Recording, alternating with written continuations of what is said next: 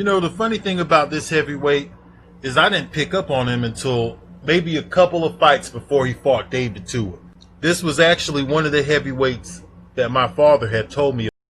大家好，老师从业中医男科30余年，帮助了数千名海内外华人朋友通过中药调理重回男性雄风。如果你也存在房事时间短、勃起无力、硬度差、中途疲软、肾虚、前列腺炎等问题，现在就加中医老师微信574-993-200，纯中药，一人一方，治根治本，帮助你持续坚挺20至40分钟，补肾壮阳，延时助勃，彻底告别快男软男。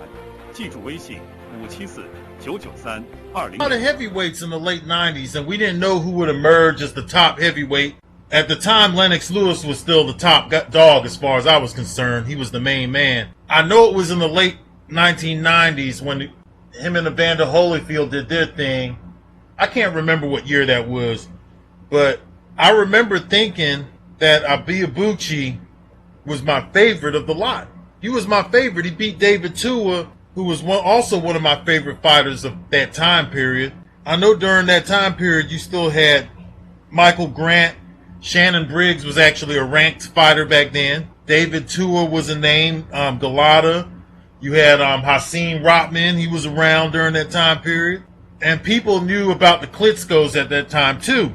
The excitement from the early to mid 90s was already starting to go away in the late 90s. And this guy was a breath of fresh air for me, man. I thought that he was going to come in there. I thought for sure he could beat everybody else, but I wasn't sure about Lennox Lewis and Evander Holyfield. I was never that impressed with Michael Grant. When Shannon Briggs took his first knockout loss, man, what was that guy's name who beat him? Wilson? When he took that first knockout loss, man, I wasn't that big on Briggs again.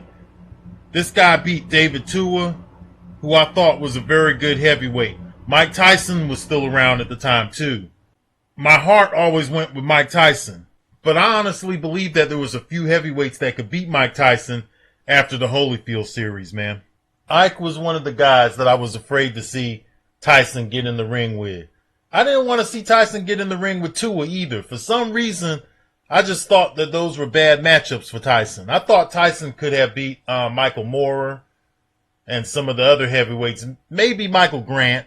I knew Mike Tyson was way past his prime. So I was looking at other heavyweights at that time. Lennox Lewis was getting up in age, so I knew he wasn't going to be around forever. Some of the other heavyweights, they had already washed out. My favorite heavyweight from the 90s, Riddick Bowe, he was gone. Which one day I'm going to do a video on that whole thing between Riddick Bowe and Lennox Lewis in the 1990s, because that was some big discussion during the 1990s when Bowe threw that belt away. But we'll get into that down the line. Back to my boy Ike here.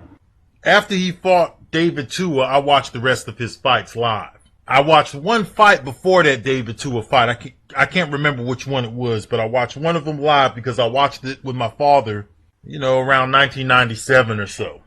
1997, 98, I was missing a lot of fights because, you know, that was my prime. That was part of Harder Time. But seeing him come back, and Mr. Boxing Today, the heavyweight channel, was the first one who informed me. I was watching one of his videos. But seeing him come back now, at the age of 43, does he have a good chance? That depends. That depends if he comes back in shape. Everybody's saying he's in shape, but I haven't seen enough yet. I'm with Mr. Boxing Today. I think he said something similar, but I think that that's the key factor, is that this man has to come back in shape.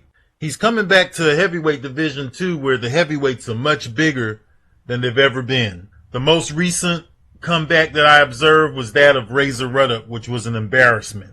A total embarrassment. But I think I had left a comment under Mr. Boxing Today's video, and somebody made a good point under his video and said, well, you know, Razor Ruddock was 10 years older than Ike, which is true. If you're going to come back, I prefer to see somebody come back in their 40s than in their 50s.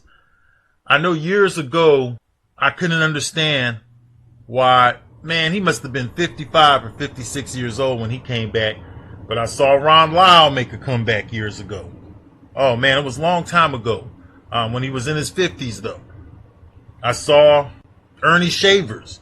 I saw Ernie Shavers make a comeback in his 50s, if I'm not mistaken. And I just thought to myself, man, 50s, you're too old. But everybody has the right to earn a living. So even though I don't want these guys fighting at that age, not in their 50s anyways, they have the right to give it a go. I think Ike could make some noise if he's in good shape.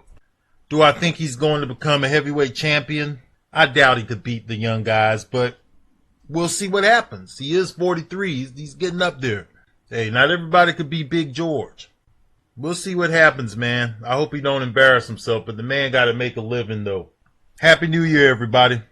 I'm finna head up here to the fucking beach because down here in Florida it's still hot.